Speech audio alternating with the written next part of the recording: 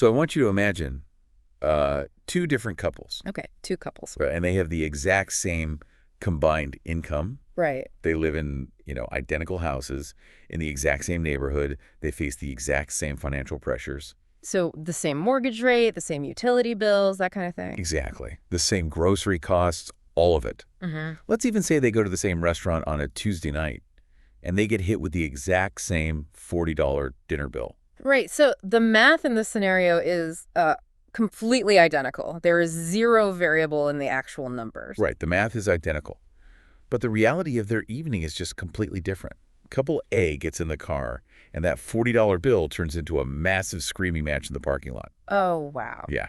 It's this vicious, exhausting argument about responsibility and control. But couple B, they just pay the $40, leave a tip, and happily plan their weekend on the drive home. They don't even blink. They don't even blink. And that discrepancy, that difference, is the ultimate mystery we are unpacking in our deep dive today. If the numbers in the bank account are the same, why is the psychology so violently different? It's a fascinating question. It really is. Today, we are going deep into the hidden architecture of financial conflict and relationships. And for you listening, whether you are trying to understand your own relationship or you just find human behavior fascinating, we are bypassing the spreadsheets entirely. Because the research we're analyzing shows that financial conflict is almost never about the math. Right. And since we want to make this really accessible, especially if you're an English language learner tuning in, we're going to break these concepts down really clearly. Like when we say screaming match, we just mean a really loud, intense argument. Yes, exactly. And our logical brains really struggle with that concept, right? When we see a couple fighting about money, our immediate instinct is to look for a mathematical problem. Like they just don't have enough money. Right. We assume they simply don't have enough money to cover their lifestyle, or that, one of them has an objectively terrible spending habit. But that's not what the data says. Not at all. When you strip away the numbers and look at the psychological data, you find that the arguments are actually rooted in deeply held beliefs. They're about unconscious habits and emotional histories that both people bring to the table. They are arguing about completely invisible frameworks. Exactly. Invisible frameworks. Which means we need to start by looking at where those frameworks are built, right? Because long before you ever met your partner, long before you merged a bank account or co-signed a lease, you lived an entire life. You did. And during that life, specifically in your earliest years, you were quietly observing the adults around you. You were basically downloading an entire operating system regarding how money works. Like a computer program. Yes, a program about what money means and how dangerous or protective it can be. And the sources we have today refer to these as money scripts. Right, money scripts. It's a highly effective term from behavioral psychology. So what exactly is a money script for anyone who hasn't heard that phrase? Well, to understand how they work, we actually have to look at how the brain processes early childhood experiences. When you are a child, you don't possess the intellectual maturity to analyze, household budgeting. Obviously not. You're not sitting there at 5 years old reading a spreadsheet. No, you aren't critically evaluating your parents' financial choices at all. Instead, your brain is just busy absorbing the emotional environment. It's an area of the brain called the basal ganglia, which handles habit formation. Oh, right. You are creating what psychologists call implicit memories. Okay, implicit memories, which are basically the things you learn without actively trying to learn them, right? Like riding a bike. Precisely. Or in this case, feeling a knot in your stomach when the check arrives at a restaurant. That physical anxiety. Yes. You internalize these environmental cues as absolute fundamental facts about how the world operates. So if a child watches their parents tense up every time a bill arrives in the mail, or hears those hushed, panicked whispers about the cost of groceries. Right, exactly. Their developing nervous system wires itself to view money as a scarce, dangerous resource. The script becomes, money is survival, and losing it equals an existential threat. Wow. Let's ground this in the behavioral profiles from the research. Yeah. Because they give us some really clear examples. We have what they call the saver script. The saver. Right. So in the environment that produces a saver, money isn't a tool for pleasure. It is a shield against catastrophe. It's pure protection. Exactly. Every single purchase has to be meticulously planned. Spontaneity, just doing something for fun without planning, isn't seen as fun. It's seen as a reckless vulnerability. Because if we look at this through the lens of behavioral economics, it's an extreme version of loss aversion. The pain of spending $10 feels significantly heavier than the joy of getting whatever that $10 bought. And that biological reality runs extremely deep, doesn't it? It really does. The saver isn't trying to be cheap or controlling, which is unfortunately how they are often mischaracterized by their partners. They get called stingy. Right. But they are quite literally trying to regulate their nervous system. Having a robust savings account is what tells their brain that they are safe from danger. Okay, so now contrast that with the spender script. And the sources make a point that we need to be careful here not to use spender as an insult. Right, it's not a pejorative. In the childhood home of a spender, money wasn't a shield. It was a bridge. It was the way you connected with people. It was viewed as a tool meant to be enjoyed. The implicit memory formed here is that spending on experiences or holidays or generous gifts, that is just how you express love. It's how you celebrate life. So the emotional utility of the purchase far outweighs the mathematical loss in the bank account. Exactly. The clash occurs when these two completely distinct psychological frameworks are forced to share a single household budget. And because neither person usually realizes that their approach is just a script, right? They both think their way is the objective reality of the universe. Yes. And that is why the conflict becomes so explosive. I want to push on how this actually plays out in the living room, just to make it super concrete. Let's say this couple is trying to plan a summer holiday. They are looking at the exact same travel website. Okay, classic scenario. The saver instinctively filters by the lowest price, looking to book like 6 months in advance to lock in a deal. But the spender is looking at the photos of the resort with the better pool. Because they want the experience. Right. They're arguing that they work 50 weeks a year specifically to enjoy these 2 weeks of vacation. So the friction here isn't really about the hotel, is it? Not at all. The friction is that they are deeply offending each other's core values. That is the crux of the issue. The argument instantly bypasses logic and hits the emotional core. Wow. When the saver pushes for the budget hotel, they are acting out of a deep-seated need for security. But the spender doesn't perceive it that way. Right, there's an internal translation mechanism that kicks in. Exactly. The spender doesn't hear, I need a financial buffer to feel safe. They hear, you don't value my happiness. You are actively trying to suppress our joy. You care more about numbers on a screen than you care about our family's memories. That is so heavy. And the reverse is just as damaging, right? Oh, absolutely. When the spender says, let's just upgrade, we'll figure it out, the saver's brain registers an active threat. The saver doesn't hear, I want to create a beautiful, relaxing experience for us. No, they hear danger. They hear, you are reckless. You are a danger to our future. You are willing to put our family's safety at risk just for a slightly bigger balcony. It's an immediate character assassination in both directions. Character assassination, meaning they're attacking who the person is, not just what they're doing. Exactly. Which tells us that the resolution to this conflict cannot be found on a spreadsheet. You can't fix a psychological threat response with a calculator. So what do? Well, the research shows that couples who successfully navigate these different scripts have to engage in a kind of mutual psychological excavation. They have to dig deep. Instead of arguing about the hotel. Right. They have to peel back the layers and ask, what does spending this extra money actually mean to you? They have to identify the origin of the script. It's shifting the dynamic from being adversaries, enemies, to being analytical together. Like, if I can recognize that my partner's anxiety over a purchase is rooted in a childhood where, say, the electricity was turned off because money was tight, then your anger at their frugality evaporates. it turns into empathy. I'm no longer fighting a cheap spouse. I'm comforting a fundamental fear. That transition from anger to empathy is the turning point. But getting there requires open, honest dialogue about incredibly vulnerable topics. Which perfectly brings us to the second main point, and honestly, the trap that catches almost everyone. The avoidance trap. Right. If understanding these childhood money scripts is the key to empathy, why do we actively refuse to talk about them? I mean, think about dating. We will sit on a first date and talk about our most traumatic breakups, our family dysfunction, our weird medical quirk. We really do share everything now. We do. But if someone asks for a credit score or a salary history, we completely freeze. Money is the ultimate taboo. It is deeply taboo, and there is a rich sociological history behind why.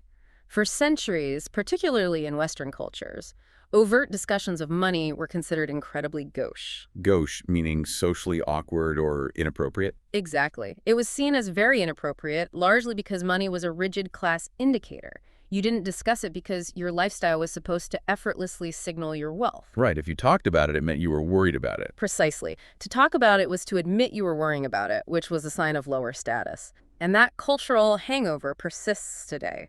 We conflate our net worth with our human worth. So early in a relationship, when we are desperately trying to present the best, most attractive version of ourselves, money is the absolute last thing we want to bring up. Of course not. We don't want to seem greedy, we don't want to seem overly rigid, and we certainly don't want to seem broke. So we just sweep the entire concept under the rug, which, for our language learners, just means we hide it and pretend it's not there. We coast on the intoxicating fumes of a new romance, assuming love will just naturally conquer the credit card bills. But that avoidance creates a highly toxic environment because while you might be avoiding the conversation, Right. you are still actively observing your partner's financial behavior. Oh, this is the scary part. Yes, this leads to the creation of the mental scorecard. The silent tally.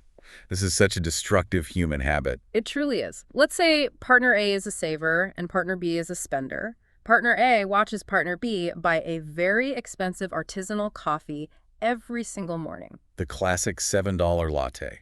Right. Because of the taboo, partner A doesn't say anything. They suppress the urge to criticize. But silently, they log it. They create a mental ledger of every perceived frivolous purchase. And what happens next? What happens next is a textbook case of confirmation bias. Confirmation bias, meaning your brain only looks for information that proves what you already believe. Exactly. Once partner A decides that partner B is reckless with money, partner A's brain will start scanning the environment exclusively for evidence that confirms this hypothesis. While completely ignoring all the times partner B was actually frugal or responsible. Exactly. The responsible moments become invisible. And while this silent ledger is growing, the pressure inside the relationship is quietly building to a catastrophic level. I love the analogy here. You are walking around a house completely filled with invisible, highly flammable gas. It's a very apt analogy. Where all it takes is one spark. And in behavioral psychology, we call that spark the trigger event. And the fascinating thing about the trigger event is that it is almost always completely disproportionate to the reaction it causes. Right. It's the infamous argument over the new television, or the unexpected mechanics bill. One person makes a slightly larger purchase without consulting the other, or a random financial stressor hits, and suddenly it is an apocalyptic meltdown in the kitchen. It feels like the end of the world. But if we look at the mechanics of the explosion, the argument isn't actually about the TV, is it? Not at all. The television is merely the venue for the fight. The actual content of the argument is the 3 years of silent tellers, the unexpressed anxiety, and the hundreds of artisanal coffees that were never discussed. Wow. When people suppress their financial anxieties to avoid a small conflict, they guarantee a massive conflict later. The source material offers an analogy here, comparing the necessity of talking about money to the necessity of brushing your teeth. The idea is that you have to do it regularly, even if it's boring, to prevent decay. Right, brushing your teeth. But honestly, I want to challenge that analogy a bit. Right. Brushing your teeth is a mundane chore, sure. But forgetting to floss doesn't usually trigger deep-seated childhood trauma or feelings of profound shame. That is a very fair point. Talking about money does. It's way heavier than dental hygiene. That is a very fair critique of the analogy. A more accurate comparison from clinical psychology might actually be exposure therapy. Exposure therapy. How does that work? Well, if you have a phobia, an intense fear of something, you don't cure it by avoiding the trigger. You cure it by slowly, repeatedly exposing yourself to it in a safe, controlled environment until the nervous system stops reacting with panic. Oh, that makes much more sense. If you only talk about money when a crisis hits, like when the bank account is overdrawn or the car breaks down, your brain only associates money conversations with panic and existential threat. Exactly. Yeah. You are essentially training your nervous system to view your partner as an adversary, an enemy. This is the difference between the crisis mindset and the routine mindset, right? Yes. Couples who successfully manage financial conflict utilize the routine mindset. They intentionally schedule a time, say 20 minutes every Tuesday night, to sit down and review the budget, discuss upcoming expenses, and track shared goals. And at first, that Tuesday night meeting might feel incredibly uncomfortable. It might feel super awkward. It usually does at first. But over time, the exposure therapy works. The normalization is the objective. Right. By discussing the $50 purchases calmly on a Tuesday, you completely eliminate the silent tally. You don't let resentment fester in the dark. You are continuously venting the flammable gas from the house so that when a spark does happen, when the car actually does break down, there is no explosion. It's just a mechanical problem that a unified team has to solve. Exactly. But let's say a couple takes this advice, right? They do the exposure therapy. They are sitting down every Tuesday with a glass of wine, calmly looking at the spreadsheet. They've completely dismantled the taboo. Sounds like they're doing great. They are. But they can still hit a massive, seemingly impenetrable wall if they haven't explicitly defined the vocabulary they are using. Specifically the word fair. Ah, yes. Fairness. This is our third main concept. And it's a huge one. The concept of fairness is one of the most dangerous linguistic traps in a relationship. We use the word fair as if it were an objective mathematical constant, like gravity. Like everyone agrees on what it means. Right. But in reality, fair is a highly subjective, emotionally loaded concept that varies wildly from person to person. Let's map out a real-world scenario for you listening so we can see how this friction develops. Imagine a couple moving in together. They are deeply in love, communication is open, but they have a very real income discrepancy. One person makes a lot more than the other. Right. Partner A is making $100,000 a year. Partner B is in a different field, maybe education or the arts, and making $40,000 a year. They have to sign a lease on an apartment that costs $2,000 a month. Okay. How do they divide that cost fairly? Well, if you ask 10 different financial therapists, you will get varying answers because there are two fundamentally competing definitions of fairness at play here. What's the first one? The first is equality of contribution. In this model, fair means a strict 50-50 split of the actual dollar amount. The rent is $2,000, so each person pays $1,000. It is clean, simple math. But let's look at the psychological and practical toll of that clean math. For partner A, earning $100,000, $1,000 a month is a comfortable, manageable fraction of their take-home pay. They pay it and don't even think about it. Exactly.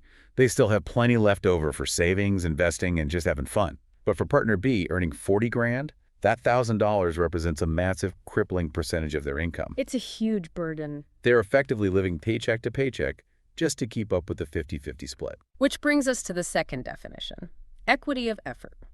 In this model, fairness is achieved by contributing the same percentage of your respective incomes to the shared expenses, rather than the same exact dollar amount. Okay, so proportional. Right.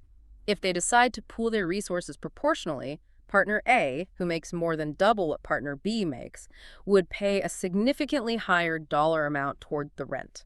So partner A might pay $1,400 and partner B pays $600.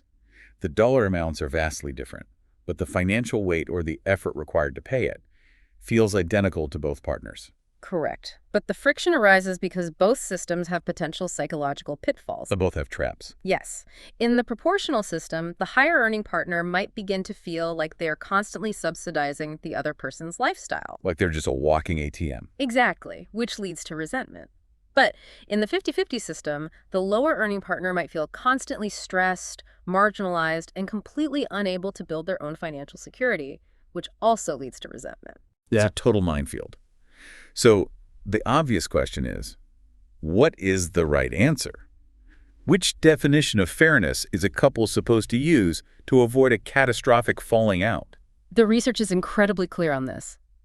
The actual system you choose matters far less than the process of choosing it. Really? Yes, there is no universally correct mathematical formula for fairness in love. The conflict doesn't stem from picking the wrong model. It stems from never having the explicit conversation to choose a model together. People just assume, and assumptions are the termites of a relationship. They quietly eat away at the foundation until the whole thing collapses. That is a perfect way to put it. The termite analogy is great. Partner A might inherently assume that because they are equal partners in life, they should pay equal dollars. They don't even question it. Right. Meanwhile, partner B might inherently assume that because they are a team, they should protect each other by sharing the burden proportionally. Because they never sat down and defined the term fair, they are both playing by completely different rule books. While silently judging the other person for breaking the rules. Exactly. Partner B feels abandoned and unsupported, silently screaming, "How can you watch me struggle to pay this rent when you have so much extra cash?" And partner A feels judged and used, silently thinking, why am I expected to pay for everything just because I chose a more lucrative career? The resentment becomes incredibly toxic. The only way out of this trap is radical, explicit communication. Couples have to sit down and literally define their custom terms of engagement. They have to build a bespoke rule book, a custom set of rules for their specific relationship. Acknowledging the income gap without shame and agreeing out loud on what fairness looks like for them. When you make the implicit explicit, you remove the space where resentment grows. But what happens when that space isn't removed? What happens when a couple fails to define fairness, or one person feels trapped in a system they believe is profoundly unfair, but they feel they can't negotiate it? That leads us into some very dark territory. It does, which is our fourth point today. Human beings are incredibly adaptive, and when we feel trapped or unheard, we often resort to covert operations. We resort to secrecy. And in the realm of relationship psychology, financial secrecy is categorized under a very specific, very heavy term. Financial infidelity. Yes, financial infidelity. That phrase carries so much weight. We usually reserve the word infidelity exclusively for romantic or sexual betrayal. To apply it to money indicates that the psychological damage being done is on par with an affair. It is often just as damaging. So what are the actual mechanics of this? What does financial infidelity look like in a normal household? Because for our language learners, infidelity usually means cheating on a spouse. But here we are talking about cheating with money. It encompasses any deliberate, ongoing deception regarding the financial reality of the relationship. It can manifest in micro behaviors, like having online purchases shipped to your office so your partner never sees the boxes arrive at the house. Wow, yeah. Or it can manifest in macro behaviors, like secretly carrying $20,000 in credit card debt, or maintaining hidden, undisclosed bank accounts that your partner believes do not exist. Now, here is where I think the data gets incredibly counterintuitive. Logically, you would assume that the level of anger or betrayal would directly correlate to the dollar amount being hidden. You would think so, yeah. Like, if you hide a secret second mortgage, the marriage is over. But if you hide a $50 purchase, it's just a minor annoyance. But the psychological research suggests that the math doesn't actually matter here either. The math is entirely secondary to the psychological breach of contract. Let's imagine a scenario where one partner discovers a hidden credit card statement. The balance on the card is only $300. Okay, $300. From a purely financial standpoint, $300 is unlikely to bankrupt the household. But the partner's immediate cognitive response is not, how will we budget to pay off this $300? No, their immediate cognitive response is, what else are you lying to me about? Exactly. It's an instant, devastating collapse of the narrative they believed they were living in. The destruction is rooted in the architecture of trust. A relationship operates on a shared reality. When you discover financial infidelity, regardless of the dollar amount, it signals that your partner is willing to manipulate that shared reality. They're acting alone in the dark. It signals that they are making unilateral decisions, effectively stripping you of your agency, your power to choose within the partnership. It shatters the concept of the team. You thought you were co-piloting a plane together, and you suddenly realize your partner has been secretly turning off engines without telling you.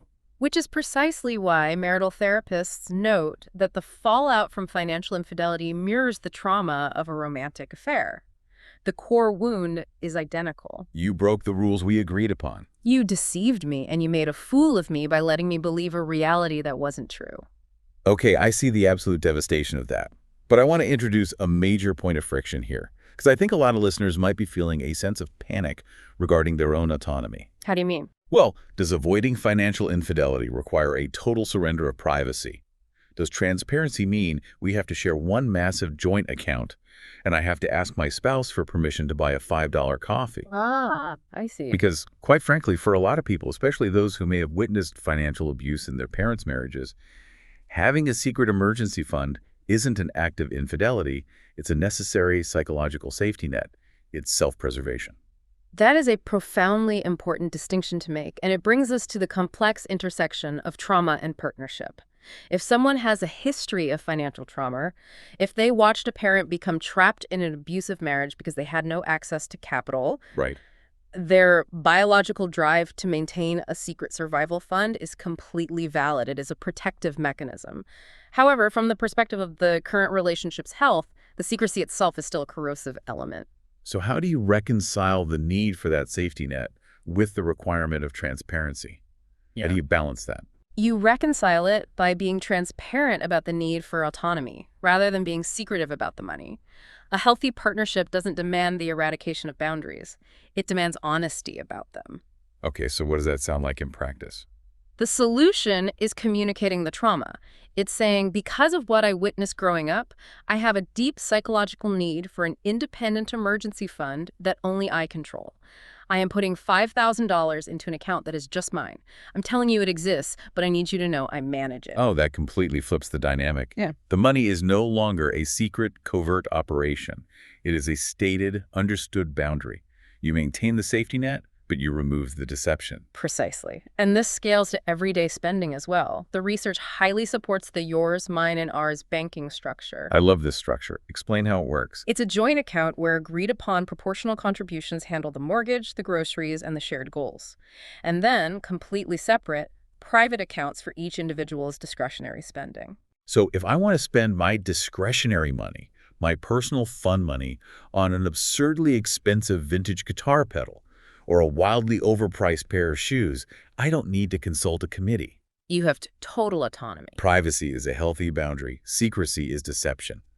That is the line. That is exactly the line. Transparency means you never hide debt, you never hide risk, and you never manipulate the shared resources. But it doesn't mean you forfeit your individual financial identity. Okay, this brings us to a massive pivot in our deep dive. Up until this point, we've been analyzing the internal machinery of the relationship.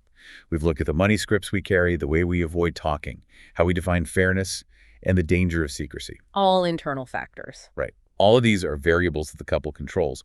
But what happens when the threat isn't coming from inside the house? The external factors. Exactly. This is our fifth and final main point. What happens when a couple communicates perfectly, they have no secrets, they have total empathy for each other's money scripts, and then the economy crashes? Or one of them gets laid off? Or runaway inflation suddenly makes their perfectly calibrated budget completely obsolete. This is where we transition from relationship psychology to cognitive neuroscience. Because severe external financial stress doesn't just put pressure on a budget, it literally alters the physical functioning of the human brain. The research dives heavily into this, specifically looking at how scarcity and financial panic hijack our cognitive bandwidth. Let's break down the actual biology of this because it explains so much of the irrational behavior we see in stressed relationships.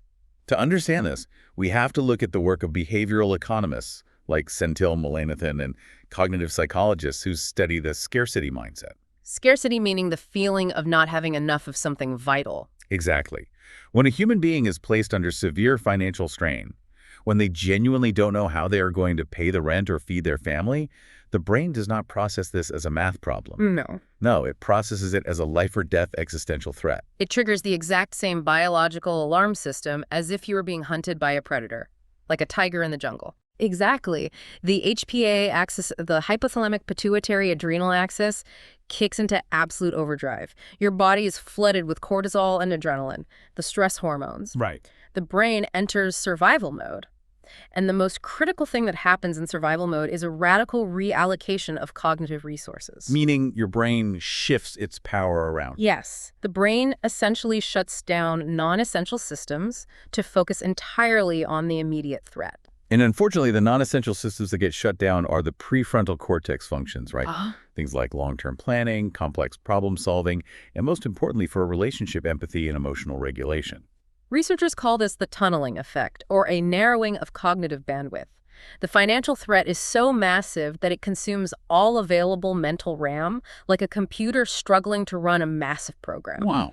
Mullainathan's research famously demonstrated that being in a state of financial scarcity can temporarily drop a person's effective IQ by as much as 13 points. 13 points. Yeah. That is huge. You are quite literally not operating at your full cognitive capacity because your brain is dedicating all its computing power to survival. We talked earlier about finding a better metaphor, and this reminds me of driving in a torrential downpour. Oh, that's a brilliant way to picture it. When the weather is clear and sunny, driving requires very little bandwidth. You can check your mirrors, you can listen to a podcast, you can have a deep, nuanced conversation with the passenger next to you. You feel relaxed. But when a sudden blinding rainstorm hits, that's the financial stress. What do? You turn the radio off, you lean forward, you grip the steering wheel, You stare intently at the 10 feet of road directly in front of your bumper. And if the passenger tries to have a nuanced conversation with you in that moment, you will likely snap at them. Right. Not now, I'm trying to drive. Not because you hate them, but because you literally do not have the cognitive bandwidth to process their words while you are trying not to crash the car. This is the exact mechanism behind why couples report fighting about literally everything when money is tight. Let's visualize this Tuesday night argument. Okay, paint the picture. You are standing in the kitchen. You are exhausted. The mortgage is late. Your brain is flooded with cortisol, driving in that torrential downpour. Your partner walks in, and you realize they didn't do the dishes like they promised. Or they forgot to reply to a mundane text message. Exactly. Under normal, financially stable conditions, you have a buffer of patience. You might be annoyed about the dishes, but your prefrontal cortex allows you to contextualize it. You think, they had a long day at work, it's not a big deal.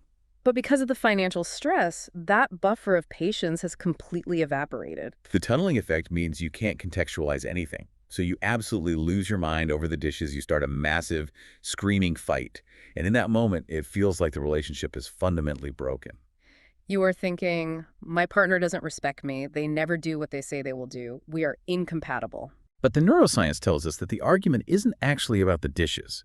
The dishes are just the spark that found the cortisol-soaked powder keg. The real issue is that ambient external financial stress has entirely depleted your emotional regulation. The stress hijacked your brain, and it tricked you into thinking you are furious about household chores. That is terrifying, honestly, because the brain is convincing you that your partner is the enemy, when in reality the macroeconomic environment is the enemy. It's a biological illusion. So how do couples survive this? When the external pressure is real, the bills are piling up, and your brain chemistry is actively working to destroy your patience, what is the countermeasure? The countermeasure is profound, explicit self-awareness. Couples who survive periods of intense financial scarcity do so by externalizing the threat. Pointing it out. Yes. When they feel that surge of rage over the unwashed dishes, they have to force their prefrontal cortex to engage. They have to step back and say, wait, am I actually this angry about a ceramic plate, or am I terrified about the electric bill? It requires an almost superhuman level of grace in the moment. It's looking at your partner, who is snapping at you over something trivial, and realizing they aren't being malicious. Their brain is just in survival mode. It is exceptionally difficult to execute, but the most successful strategy is naming the invisible enemy. Saying it out loud. Yes, it's saying, we are both incredibly stressed about the layoffs right now. Our brains are fried. We are driving in a downpour. By naming the stress, you stop internalizing the conflict. You realize that being highly irritable right now is just a predictable, temporary biological symptom of the external pressure. It is not a sign that your relationship is doomed. It is the ultimate shift in perspective. It is the difference between turning on each other and turning toward each other to face the storm together. You are no longer two combatants fighting over dishes. You are a unified team navigating a terrifying environment. That unification is what allows a relationship to endure the inevitable financial shocks of life. It's recognizing that the stress is a heavy backpack you are both being forced to carry, rather than a weapon you are using to hit each other. This has been an incredibly dense, illuminating journey through the psychology of money. We have covered an immense amount of ground, diving deep into the hidden architecture of why we fight. For everyone listening, especially those using this to practice following complex English discussions, let's synthesize the core mechanics we've explored today. We started by looking at the foundation, recognizing our inherited money scripts, understanding the deep-seated neurological habits of the saver and the spender. And moving from judgment to empathy when those operating systems clash. Then we looked at the danger of avoidance. We dismantled the sociological taboo of money and realized that the only way to prevent the silent tally from exploding into a trigger event is to utilize the exposure therapy of a routine Tuesday night meeting. We navigated the subjective minefield of defining fairness, recognizing that equality, a 50-50 split, and equity, a proportional split, are fundamentally different, and that the only mathematically correct solution is the one a couple explicitly designs and agrees upon together. We tackled the heavy reality of financial infidelity, understanding that the destruction of trust isn't about the dollar amount, but about the breach of the shared reality. And we defined the crucial boundary between healthy financial privacy and toxic financial secrecy. And finally, we explored the neuroscience of scarcity. We examine how external financial stress hijacks the brain's bandwidth, flooding the system with cortisol and tricking couples into turning on each other over trivial things like unwashed dishes. It is a comprehensive blueprint for understanding the invisible forces at play in our homes. And when you look at all of these factors, the scripts, the avoidance, the assumptions, the secrecy, and the stress, it leads to a profoundly optimistic conclusion. It really does. The overarching takeaway from all of this clinical data is that destructive money conflict is never inevitable. It is not a mandatory, unavoidable tax on sharing your life with someone. If you are struggling with financial arguments right now, it does not mean that you and your partner are fundamentally incompatible or doomed to fail. It simply means you are operating with unexamined behavioral patterns. And patterns, once identified, can always be rewritten. You're not chained to the operating system you downloaded in your childhood. You have the agency, the power to write new code. That's a beautiful way to phrase it. Thank you. And as we wrap up this deep dive, I want to leave you with one final provocative thought to mull over. It's an extension of everything we've analyzed today. We spent this entire time dissecting the implicit memories you absorbed in your own childhood, the way you watched your parents tense up at a restaurant or fight over a bill, and how those memories dictate your stress today. The generational transmission of financial trauma. Exactly. But I want you to flip the timeline. Think about the young people in your life right now. Your children, your nieces, your nephews. The ones watching you. Yes. The kids who are quietly sitting in the backseat of your car or playing on the floor of your kitchen while you manage your household, they are in the exact same developmental stage you were. Their brains are actively recording the emotional environment. They are downloading your behaviors as the fundamental truth of how the world works. They are. Whether you realize it or not, your current financial habits, the way you react to an unexpected bill, the way you avoid talking about the budget, or the way you calmly sit down on a Tuesday night to communicate with your partner, you are actively writing the first draft of their future money scripts. It's an incredible realization. Every time you roll your eyes at your partner's spending, or every time you hold your partner's hand and say, "We will figure this stress out together," you are programming the instincts they will carry into their own marriages 30 years from now. So the question to take with you is this. What kind of financial instincts are you passing down to the next generation? Exactly. Are you teaching them that money is a terrifying taboo that causes the people they love to scream at each other? Or are you modeling how to build a resilient, communicative partnership that can withstand any storm? It is an immense responsibility, but it is also a tremendous opportunity to break cyclical trauma. The cycle can end, or a much healthier one can begin, with the conscious choices we make in our living rooms tonight. By shining a light on these 5 hidden areas, you clear the muddy waters. You start to see the actual mechanics of the relationship rather than just the math on the bank statement. And once you can see clearly, you can start to build something unbreakable. Thank you for joining us on this exploration. We will see you on the next deep dive.